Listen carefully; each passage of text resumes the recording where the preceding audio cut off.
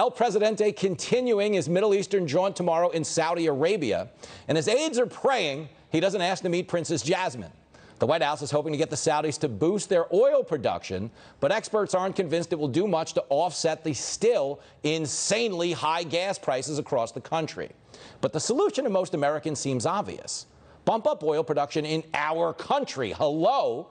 So why is President Biden refusing to ease costs and secure jobs for Americans at home in favor of groveling to murderous dictators? Here with me in the studio is energy expert and Power the Future Executive Director Daniel Turner. Hey, man. Good to be here. Just jump right in on this, okay? Why won't Biden get in the ring and work with American energy companies? Do they just need to torture more journalists? What's the deal?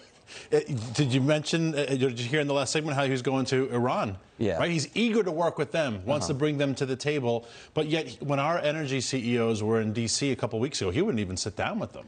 Right? So it's very bizarre that he's got this fascination to work with the Iranians, the Venezuelans, other countries, the Saudis, but he doesn't want to talk to the Texans. Well, you mentioned this, okay? Isn't it true that we are producing oil cleaner here than we are in other parts of the world? So technically speaking, the green energy movement is causing more pollution by outsourcing the work to another country that creates it filthier and then, oh, by the way, uses more fuel to get it here. Yeah. Okay, so this is basically, we're the mob, and we're just cutting a check so we don't have to get our hands dirty. Absolutely. That's what's going on here. Yeah, America produces oil and gas cleaner than anyone else in the world. That's just a known fact. Even if the Saudis did it as well, which they don't, we still have to transport it 10,000 miles across the Atlantic Ocean, right? And remember a couple years ago, we used to talk always about the Straits of Hormuz. Oh, there's tension in the Straits of Hormuz. It's because all those oil tankers are coming through there, and the Iranians know it's a choke point, and they use this for political leverage. So now we're putting all this pressure back into this very volatile region only because President Biden doesn't want to give us permits in Texas, in Oklahoma, in Alaska, offshore, in the Gulf of Mexico. So again, this interest in working with foreign countries but not in his own country is fascinating. Okay, well, Kevin Walling, who I happen to consider very hunky, he says Biden doesn't care what the squad says. It's a small, fringe movement of the party.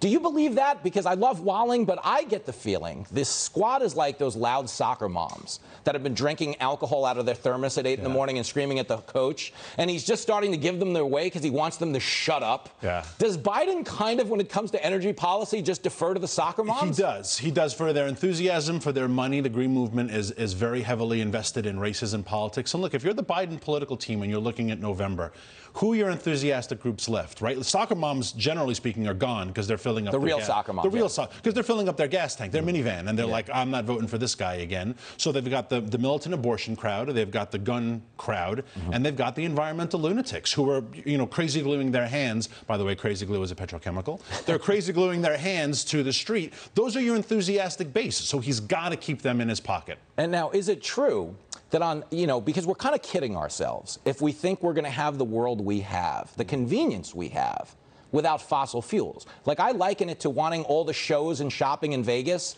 but without the casinos to actually pay for it all. Isn't that essentially what fossil fuels are? Absolutely. And fossil fuels, we hear this term big oil, and it's used as a pejorative, and that's really unfortunate because even if you don't like the industry, if you think it's a bad group of guys, Americans love what the fossil fuel industry has done for our country. They love the comfort, they love the convenience, they love air conditioning, they love sitting on their couch, pushing some buttons, and a pizza arrives. And this whole quality of life that we have, the reason why people are coming to this country legally and illegally is because they want a piece of that. And that is only made possible by fossil fuels. I didn't appreciate you staring at my stomach when you made the pizza reference.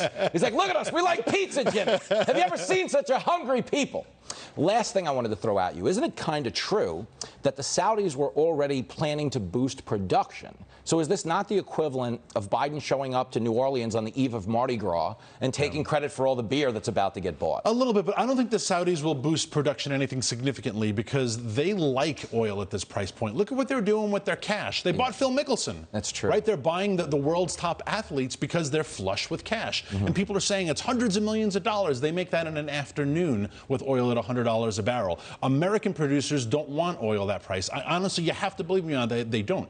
They want to make their money on volume, but it's the volume, the access to land, to permits, that is what's crushing this industry.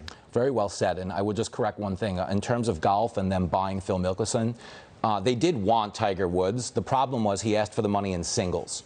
And they can't count out $1 billion for him to go to Perkins and tip the waitresses like that. You get it, Daniel Turner, and that's why we get you. Thank you. Thank you.